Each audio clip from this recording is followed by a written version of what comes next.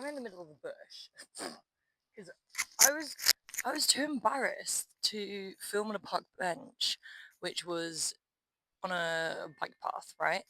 But this is not any less embarrassing because I'm basically in a bush, and people who still walk here, it's still on the walk path. I mean, yeah, walk path. That's the thing. And I don't think you can see me very well because it's very backlit. So maybe I need to find somewhere else. So we're just gonna embrace the embarrassment of holding a phone in in public. We're just gonna go over it. Right. I moved here on the 16th of November, not last year but the year before, so 2023. And it was after a big breakup. My my idea, but we both came to the same conclusion that it was a healthy idea. And it truly was. It really was a great idea. He's flourishing, and everything that I wanted for him happened exactly how I wanted it to. And it's amazing and beautiful. And me, I had no clue what I was doing because I literally was living in a flat with my ex partner, and he wanted to keep the flat, I wanted to keep the flat. All of that was happening. At the same time, I lost my job. It went into liquidation. No bad blood. Very lovely. And I'm gonna hold this here. So that was actually all happening all at once. I was looking for a house, a flat. No, that's the same thing. I was looking for somewhere to live and a job in Bristol, and that was not going to happen because no one was getting back because it was like a recession and everything bad was happening and no one had a job and no one had a place to stay, and it's like on the up, so everyone's moving over. Then one friend on Instagram, because I posted on Instagram saying I'm looking for somewhere to live, I'm looking for a house, blah blah blah. One person who's from the Isle of Wight moved to Australia, Perth, WA, and said, "Why don't you move to Australia?" And I was like, I really hadn't considered that actually. Um, yeah, fuck it, why not? Because the dopamine was dopamining, and like the ADHD needed to scratch an itch somehow. And I was like, well, if I'm going to be looking for a job in a house, I may as well just like move countries. This is the most free I'm ever going to be.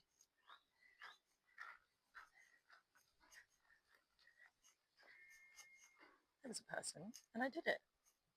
So it was the most free because I didn't have a partner, I didn't have a house, I didn't have a job, nothing was tying me down. I had to check whether or not I was filming. I am. And so, and I was on ADHD medication at the time, less dexamphetamine, which was, I think, a very helpful thing because it made me do all my paperwork. And I said that it didn't work for me, but I don't know. But I don't know because it could have also just been my dopamine getting really excited about a new thing. I should probably turn back actually. Um, I was excited to move, so I did that. I moved to the other side of the world. I got a house, I got a job, I got everything lined up really quickly and easily. Got my visa within like a couple of weeks. And then I packed and sold everything that I owned apart from a cupboard's worth of stuff. Not cupboards, a wardrobe worth of stuff. And everything else, like my whole life fits in that wardrobe and everything else is gone. So I need to pause because there's people. I feel bad. That's funny, they were talking about how disgusting the vegan food was. um, so I packed and sold everything with my life. And then I moved out on the 1st of October.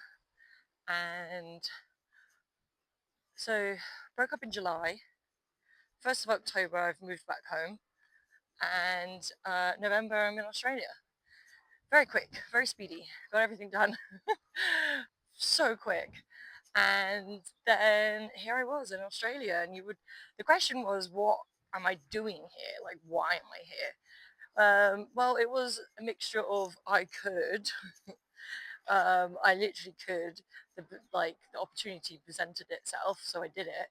And then the other thing was, if I move away, I will have all this time to focus on myself because I won't be distracted by friends and everything else, which it was a downfall and also was exactly that because I felt ever so lonely and I missed all my friends.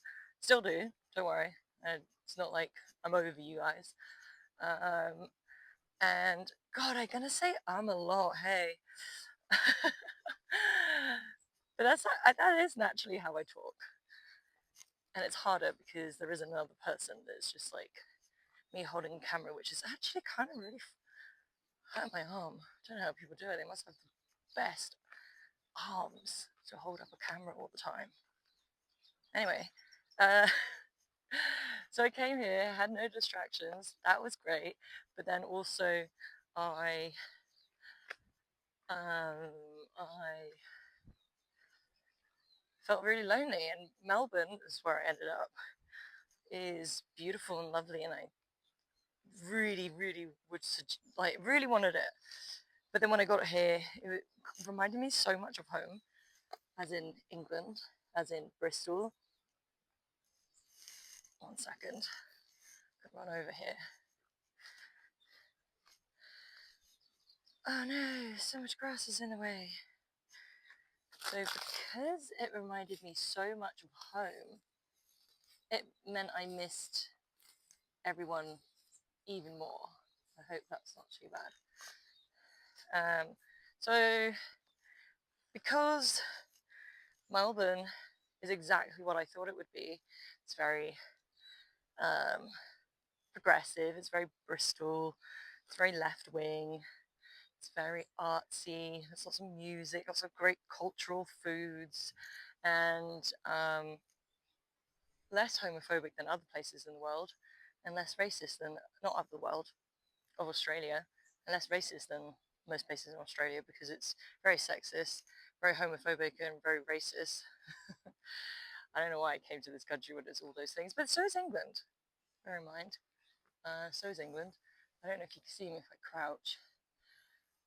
Uh, but yeah, it reminded me so much of home that I became even more homesick, and I didn't feel like I had gone to Australia because it wasn't very Australia.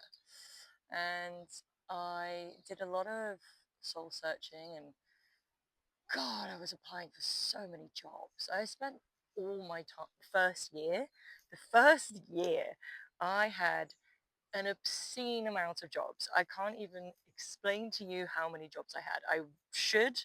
Hopefully, I will butt in and tell you how many jobs. I think like up to 10 or maybe 11. I don't fucking know.